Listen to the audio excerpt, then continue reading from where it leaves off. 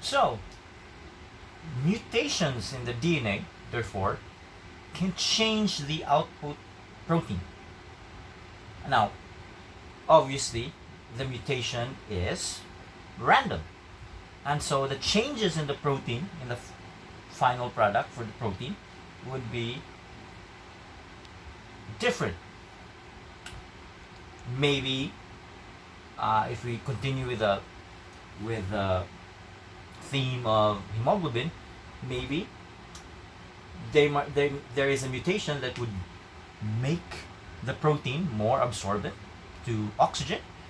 Maybe there would be a version where the resulting protein is now less absorbent than the original, right? So, out from the different mutations, you have the original protein, hemoglobin, and then you have a modified hemoglobin that is more absorbent to oxygen, and then you have another version which is less absorbent to oxygen. So,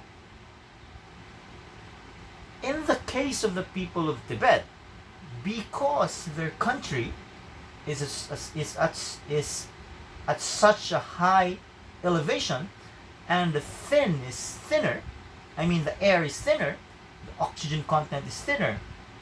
Obviously, in their case, it would be more advantageous for people to have the type of protein that absorbs more oxygen. Okay? So, this now becomes like a selective pressure. Because now, obviously, people that would have hemoglobin that has higher capacity for oxygen would survive more compared to those people who have the regular oxygen or the less oxygen absorbing kind. So, over the years, we could make an assumption or inference that the people who happen to accidentally develop the mutation for more capacity for oxygen absorption would thrive. They would be the group of people that would be more successful, and therefore they are the people that would probably be more productive in terms of offsprings. And so over the generations, millions, maybe thousands of generations, all the other kinds of gene that would not produce the type of hemoglobin that absorbs more oxygen would die out. And if they die out, then the dominant gene now becomes the gene that produces the hemoglobin that absorbs more oxygen.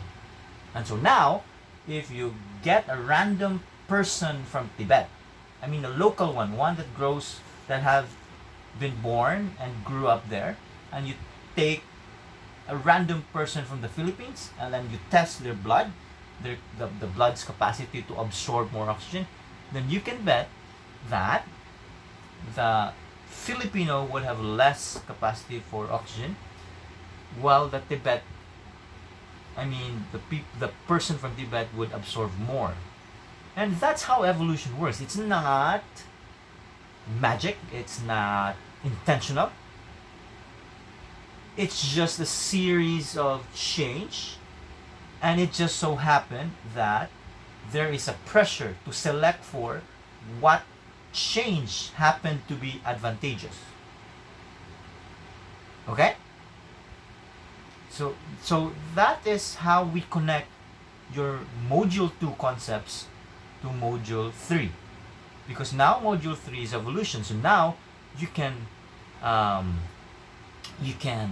say a statement like, people from Tibet have developed this adaptation or has evolved to have this particular property of being able to absorb more oxygen even if the air is thinner in their country. Okay?